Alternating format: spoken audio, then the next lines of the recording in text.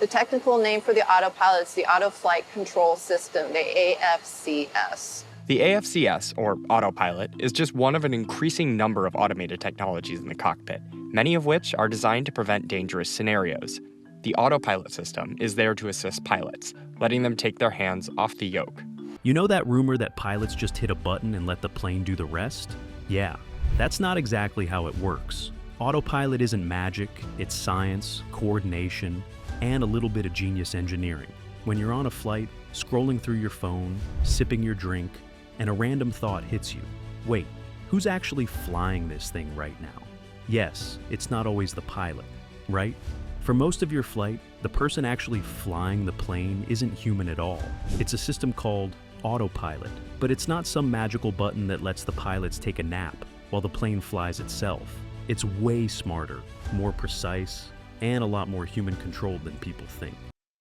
The autopilot will react more quickly to a disturbance, therefore making the aeroplane more comfortable to fly in, and allowing more accurate maintenance of heading and altitude.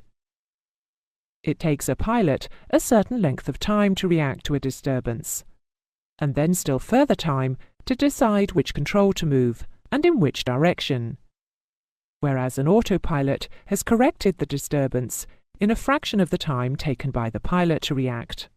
Let's break it down. Autopilot is basically a collection of systems that handle specific flying tasks.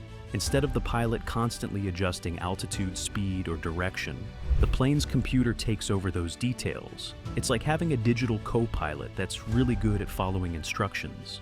Before the flight even begins, pilots feed a ton of information into the plane's flight management system, or FMS. Think of it as the plane's brain. They enter the route, altitude, speed, and even fuel data. Once everything's programmed, the autopilot connects to that system and starts guiding the plane along the plan. To understand just how a pilot uses autopilot, let's follow a flight's path, starting at the gate. Initially at the gate, we download the route into the FMC, the box, so then the autopilot knows what it needs to be following as per the route, and also performance, airspeed, fuel consumption. Now, here's the important part. The autopilot doesn't make decisions on its own. It only follows what it's told. If weather changes or air traffic control gives a new route, the pilots manually update the instructions, and autopilot adjusts instantly. So, while the system handles the flying, the pilots are constantly monitoring, cross-checking, and ready to take over at any moment. It's kind of like cruise control in a car, but on another level. Imagine if your car could not only keep a steady speed, but also follow a route, manage its height, adjust for wind, and make sure it doesn't collide with anything.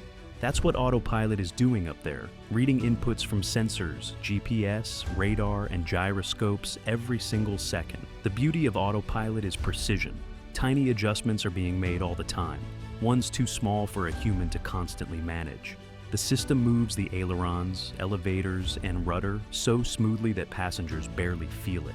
It's designed to keep the plane perfectly balanced and on course, even in shifting air currents or turbulence. Autoland is a system which performs an aircraft's landing automatically. The autoland is extremely helpful if the visibility at or around the airport is very low. Modern planes can even land using autopilot. The system connects to something called the Instrument Landing System, which guides the plane to the runway using radio signals. This feature, called Autoland, is especially useful in the thick fog or low visibility, when pilots can't see the runway clearly.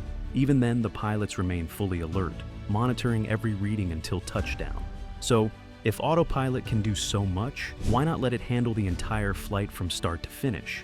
Simple, because it doesn't understand context. It can't predict sudden weather changes, interpret complex instructions, or make judgment calls. It doesn't think, it just executes. That's why pilots still take manual control during takeoff, landing, and whenever the situation gets unpredictable. What makes this system so reliable is how it combines machine accuracy with human oversight. The computer never gets tired or distracted, and the pilot provides the experience, decision-making, and intuition that no machine can replicate. It's teamwork between brains and circuits. Pilots typically spend only a few minutes per trip manually flying the plane. though they are required to do regular proficiency checks in a flight simulator, during which certain segments of the flight must be hand-flown. And even though today's aircraft are highly automated, pilots still practice manual flying regularly. They'll often hand fly during takeoff and initial climb just to stay sharp. They also know that if something goes wrong, there's no hesitation. They switch off autopilot and take full control. So next time you're up there at 35,000 feet, remember this: the plane isn't flying itself.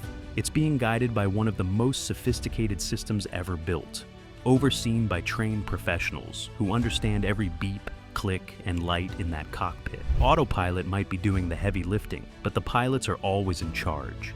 Autopilot doesn't replace the human touch, it enhances it. It's a quiet partner that keeps the flight smooth, efficient, and safe, while the pilots focus on the bigger picture. So, when someone jokes that the pilot's probably asleep, you can just smile and say, nope, the pilot's wide awake, watching over a computer that's doing exactly what they told it to. If you love learning how the hidden tech behind flying actually works, hit follow for more aviation breakdowns that turn complex systems into stories anyone can understand. Because every smooth flight has a genius bit of teamwork behind it, between people, machines, and the sky itself.